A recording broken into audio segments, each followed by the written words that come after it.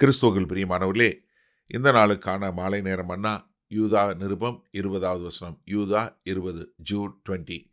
நீங்களோ பிரியமானவர்களே, உங்கள் மகா பரிசுத்தமான விசுவாசத்தின் மேல் உங்களை உறுதிப்படுத்தி கொண்டு பரிசுத்த ஆவிக்குள் ஜெபம் பண்ணி, நம்ம எப்படி இருக்கணுங்கிற சொல்லி கொடுக்குறாரு.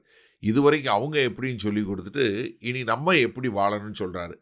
பிரியமானவர்களே, நீங்கள் என்ன பண்ணணும்? மகா பரிசுத்தமான விசுவாசத்தின் மேல் உங்களை உறுதிப்படுத்தி கொண்டு கொரிந்தியர் 1 கொரிந்தியர் 3:11 போடப்பட்டிருக்கிற அஸ்திபாரமாகிய இயேசு கிறிஸ்துவை அல்லாமல் வேறே அஸ்திபாரத்தை போட ஒருவனாலும் கூடாது. அதே மாதிரி எபேசியர் 2வது அதிகாரம் 20வது வசனத்தில் சொல்லும்போது, அப்போஸ்தலர் தீர்க்கதரிசிகள் என்பவருடைய அஸ்திபாரத்தின் மேல் கட்டப்பட்டவர்களுமாய் இருக்கிறீர்கள், இதற்கு இயேசு கிறிஸ்து தாமே மூளைக்கல்லாய் இருக்கிறார். அப்போ இந்த அஸ்திபாரம் என்பது என்ன? கர்த்தரும் அவருடைய வார்த்தையும் ஆதி அப்போஸ்தலர் மூலமாக ஆண்டவர் சொன்ன வார்த்தைகள். ஏன்னா அப்போஸ்தலர் 20வது அதிகாரம் 32வது வசனத்தில், இப்பொழுதும் சகோதரரே, நீங்கள் பக்தி விருத்தி அடையவும் பரிசுத்தமாக்கப்பட்ட அனைவருக்குள்ளும் உங்களுக்கு சுதந்திரத்தை கொடுக்கவும் வல்லவராய் இருக்கிற தேவனுக்கும் அவருடைய கிருபையுள்ள வசனத்துக்கும் உங்களை ஒப்பு கொடுக்கிறேன். யாரு? தேவனுக்கும் அவருடைய வசனத்துக்கும் நான் உங்களை ஒப்பு கொடுக்கிறேன் அப்படின்னு சொல்றாரு. அதே மாதிரி 2வது என்ன சொல்றாரு? அந்த அஸ்திபாரத்தின் மேல, விசுவாசத்தின் மேல, அந்த அஸ்திபாரத்தின் மேல உறுதிப்பட்டவங்களா. அப்ப நம்மளுடைய விசுவாசம் தேவனுடைய வார்த்தையின் மேலும் கிறிஸ்துவின் மேலும் ஆதி அப்போஸ்தலர் சொன்ன அந்த அஸ்திபாரத்தின் மேல் நாம் கட்டப்பட்டவர்களாக இருக்க வேண்டும். அதை உறுதிப்படுத்தி கொண்டு என்ன பண்ணணும்? பரிசுத்த ஆவிக்குள் ஜெபம் பண்ணி. எபேசியர் 6வது அதிகாரம் 18வது வசனம் சொல்லும். என்ன சொல்றாரு? எந்த சமயத்திலும் சகலவித வேண்டுதலோடும் விண்ணப்பத்தோடும் ஆவியினாலே ஜெபம் பண்ணி அதன் பொருட்டு மிகுந்த மன உறுதியோடும் சகல பரிசுத்தவான்களுக்காகவும் பண்ணும் வேண்டுதலோடும் விழித்து கொண்டிருங்கள். என்ன? ஆவியில விழித்திருந்து ஜெபிக்கக்கூடிய மக்களாக. ரோமர் 8வது அதிகாரம் 26-27 சொல்லும்போது, அந்தப்படியே ஆவியானவரும் நமது பலவீனங்களில் நமக்கு உதவி செய்கிறார், நாம் ஏற்றபடி வேண்டிக் கொள்ளுகிறது என்னதென்று அறியாமல் இருக்கிறபடியால் ஆவியானவர் தாமே வாக்கு கடங்காத பெருமூச்சுக்களோடு நமக்காக வேண்டுதல் செய்கிறார்.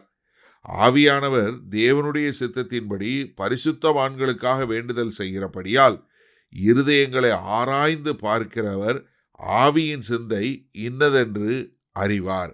அப்போ என்ன? பரிசுத்த ஆவியின் மூலமாய் நாம் ஜெபிக்கக்கூடியவர்களாய். ஏன்னா கொலோசியர் 2:7 சொல்லும்போது, நீங்கள் போதிக்கப்பட்டபடியே விசுவாசத்தில் உறுதிப்பட்டு ஸ்தோத்திரத்தோடே அதில் பெருகுவீர்களாக. அப்போ என்ன? நம்ம விசுவாசத்தில் உறுதிப்பட்டவங்களா? நம்ம ஆதி அப்போஸ்தலரும் கிறிஸ்துவும் அஸ்திவாரமாய் போடப்பட்ட அந்த விசுவாசத்தில் நம்மளை உறுதிப்படுத்தி கொண்டு பரிசுத்த ஆவியான ஒரு உதவியோடு நாம் ஜெபம் பண்ணும்போது, ஆவியிலே ஜெபம் பண்ணி நாம் கர்த்தருக்கு உகந்த பாத்திரங்களாய் வாழ்வதற்கு நம்மை ஒப்பு கொடுப்போம். அது மாத்திரமல்ல, அவருடைய வருகைக்காய் நாம் காத்திருப்போம் என்று சொல்லக்கூடியது. சரி, இந்த நாளில் இந்த வசனத்தை நம்ம எப்படி எடுத்துக்கொள்வது? முதலாவது நம்ம நல்லா தெரிந்து கொள்ள வேண்டியது, இந்த தேவனுடைய வார்த்தையை நாம் கற்றுக்கொண்டு இந்த தேவனுடைய வார்த்தையில தான் நம்முடைய வாழ்க்கையினுடைய அடிப்படை. எப்படி ஒரு வீடு கட்டுவதற்கு அஸ்திவாரம் எவ்வளவு முக்கியமோ அதே போல நம்முடைய வாழ்க்கையினுடைய அஸ்திவாரம் வேத வசனத்தின் மேலே தான் இருக்கணும். கர்த்தராகிய இயேசு கிறிஸ்து சொல்லி கொடுத்தார் இல்லையா? ஒருத்தன் வீடு கட்டினா, ஒருத்தன் கன்மலையின் மேல் வீடு கட்டினா, ஒருத்தன் மணல் மேலே வீடு கட்டினா. கன்மலை என்பது கிறிஸ்துவின் மேல் கட்டப்படுகிற கட்டணம், மணல் மேலே கட்டப்படுவது மனுஷனுடைய காரியங்களில் கட்டப்படுவது. பெருவெள்ளம் வருகிறது, ஆனால் என்ன?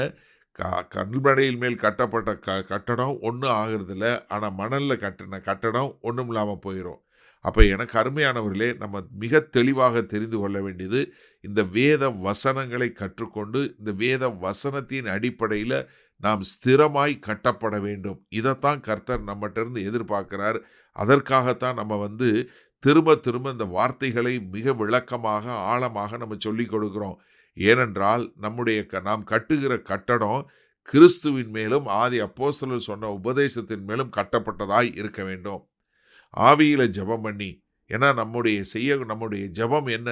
ரோமர் 8வது அதிகாரத்தில் சொன்னது போல, நம்ம சில நேரங்களில் நம்ம எதற்காய் ஜெபிக்க வேண்டும், எப்படி ஜெபிக்க வேண்டும் என்று தெரிவதில்லை.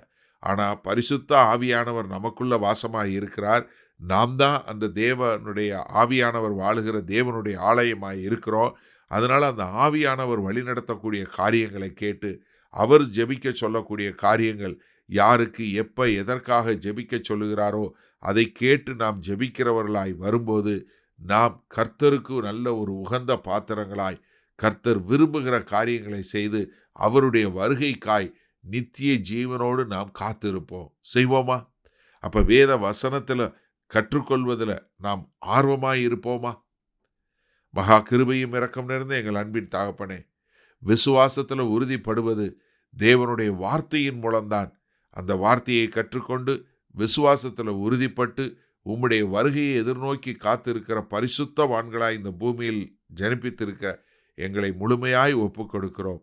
மீட்பெரும் இரட்சகரும் ஆகிய இயேசு கிறிஸ்துவின் மூலம் பிதாவே, ஆமேன். கர்த்தர் உங்களை ஆசீர்வதிப்பாராக. நாம் நாளை காலை தினசரி தியானத்தில் சந்திப்போம். Good night.